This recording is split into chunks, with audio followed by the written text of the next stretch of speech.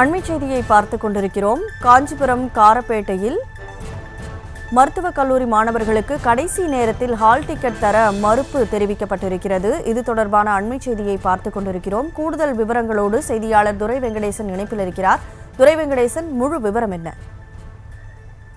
வணக்கம். இந்த காஞ்சிபுரம் காரப்பேட்டை பகுதியில் அருகாமையில் இருக்கக்கூடிய மீனாட்சி மருத்துவக் கல்லூரியிலே தற்போது இந்த சுமார் 2000க்கும் மேற்பட்ட மருத்துவ படிப்பு பயிலக்கூடிய அந்த மருத்துவ மாணவர்கள் பயின்று வருகிறார்கள்.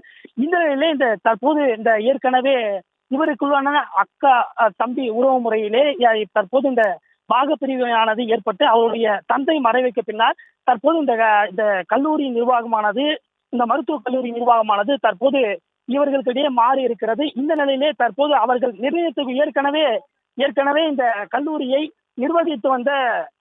நிர்வகித்து வந்தவர் தற்போது கோகுல்ராஜ் என்பதும், அதே போன்று அவரது தங்கையான தற்போது ஜெயந்தி என்பவர் தற்போது நிர்வகித்து வருகிறார்.